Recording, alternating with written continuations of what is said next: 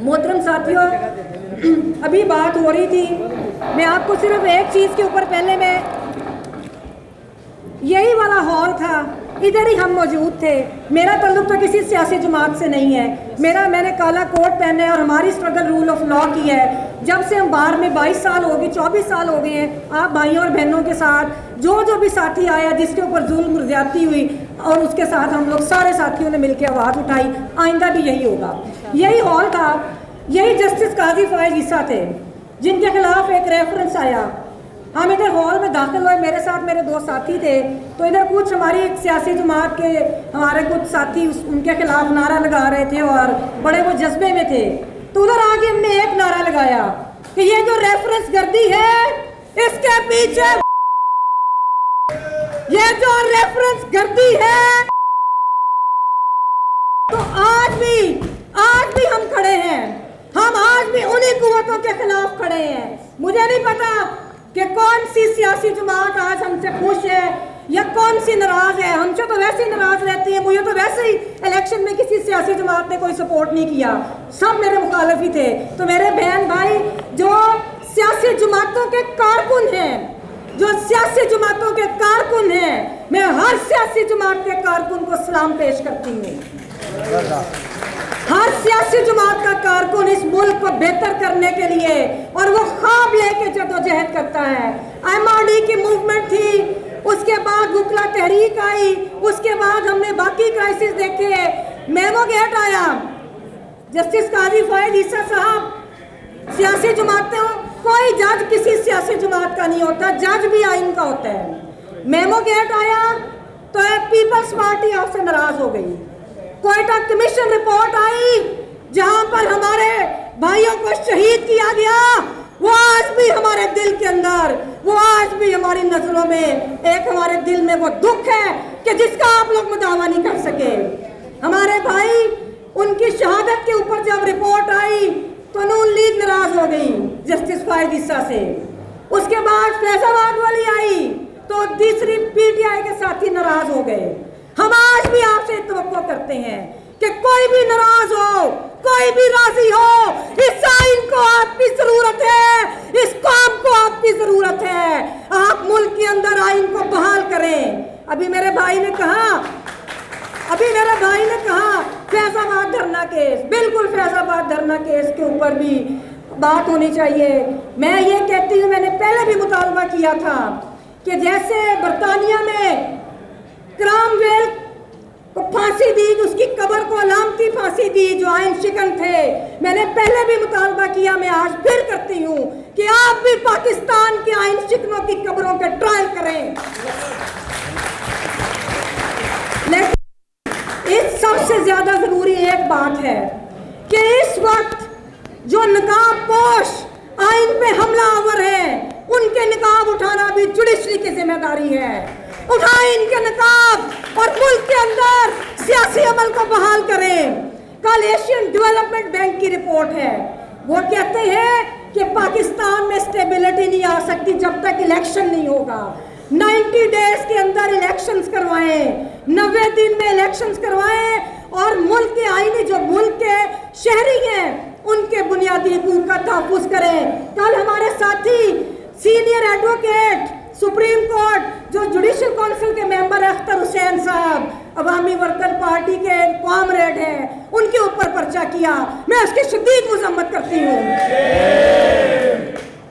मैं ये भी मुतालबा करती हूँ ऑनरेबल चीफ जस्टिस से कि मंटो साहब की पिटीशन जो जागीरदारी के खिलाफ है, उस जागीरदारी के खिलाफ पिटीशन सुप्रीम कोर्ट में 40 साल से तकरीबन पेंडिंग है। क्यों नहीं लगाते वो पिटीशन? लगाए मंटो साहब की पिटीशन। अस्करी अशरफिया, उसके साथ करप्ट सियासी अशरफिया ने इस मुल्क को बर्बाद किया है। इन लोगों के गठजोड़ ने बर्बाद किया। बाहर जजीरे बने, सरमायादार यहाँ से दौलत लूट के ले गया, उधर से आप कर्जे लेते हैं जो हमारा बच्चा उसको पे करता है, और आप लोग अपनी जगह बनाकर आप विजिट के ऊपर पाकिस्तान में घूमते करने आते हैं। ये एक्सेप्टेबल नहीं है। अब पूरी कौम का हर नौजवान, हर सियासी पार्टी का वर्कर अपनी सियासी पार्टी का भी एहतसाब करे, ताकि मुल्क के अंदर जो आम शहरी है उनको जीने का हक मिले। ऑनरेबल चीफ जस्टिस, बड़ा अच्छा लगा, आपकी अहलिया आपके साथ खड़ी थी, बहुत ताकतवर पैगाम उन कुव्वतों को आपने दिया। लेकिन वही पैगाम मेरी बहनें जो मशकूक वाक़िए में, जो 9 मई के वाक़िए में 150 दिन से अंदर है, करें उनके लिए इंसाफ, ताकि वो भी एक ताकतवर पैगाम दें उन कुव्वतों को।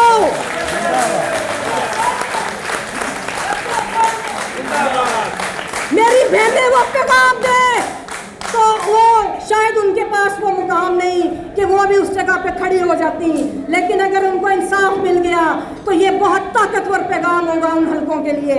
और चूंकि वक्त कम है, हमने बाहर भी निकलना है, मैं आखिर में एक बात कहूँगी, पूरी पाकिस्तानी कौम को हम राब्ते भी कर रहे हैं, मुख्तलिफ ऑर्गेनाइजेशन हमारे साथ निकलना चाह रही हैं, कोई सरेंडर नहीं करना अपने अपने हकूक के लिए। ये हमारा मुल्क है, ना सब मुल्क छोड़ के जाते हैं, ये हमारी धरती है और हमने इधर रहना है। हमने उन कुव्वतों का एहतसाब करना है जिनका कोई एहतसाब नहीं कर सकता। ये ईस्ट इंडिया कंपनी के नुमाइंदे हैं जो हमारे ऊपर काबज है, जो हमारे वसाइल को लूट रहे हैं। और आप और ये जो आज रेजोल्यूशन मेरे भाई ने उस बच्चे के बारे में दी, मुझे बहुत अफसोस और बहुत तकलीफ है। और ये जो निज़ाम है, ये हमारे एक नहीं सारे बच्चों के जज्बात का, उनके मुस्तकबिल का कातिल निज़ाम है। इस निज़ाम को तब्दील करना है आपने। और एक आखिर में मैं ज़रूर, अभी मेरे एक यंग भाई ने गिला किया, बिल्कुल मैं एक बात क्लियर कर दूं, बाहर एहतसाब करे, सारे ग्रुप्स आपके सामने हैं, मैं अपने आप को और अपने ग्रुप को पेश करती हूँ एहतसाब के लिए। सबको कोई बराबर नहीं है, अभी उसने कहा सब बराबर है, कोई बराबर नहीं। हमने नजरियाती सियासत की है और सबको पता होना चाहिए कि कौन 10 महीने इस्टेब्लिशमेंट के लिए काम करता है और इलेक्शन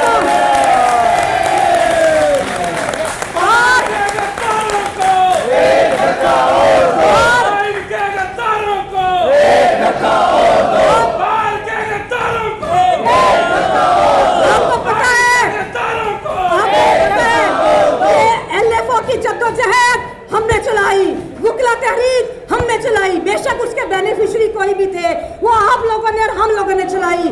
उसके बाद जब पीटीआई की गवर्नमेंट आई तो हमारे कायद ने उसको कहा कि तुम लोग गलत कर रहे हैं, उनके मुंह पे जवाब दिया, ले आई लीडर्स, ले आई कौन उनको जवाब देते हैं, सियासी जमातों को। जब हुकूमतें चली जाती हैं तो उनके एजेंडे के लिए ये बाहर पॉलिटिक्स करने आते हैं। आप खुद एहतसाब करें, हम गलत हैं तो हमें कहें। और मैं मुनाजरे का चैलेंज करती हूँ, बाहर का कोई भी साथी, कोई भी लीडर अगर मुज़ाकरा करना चाहता है, कोई मुनाजरा करना चाहता है कि किसने बाहर को लूटा, मैं चैलेंज करती हूँ। और आपने अभी देखा कि सुप्रीम कोर्ट बार के सदर ने सबको बुलाया, उन्होंने सबको बुलाया।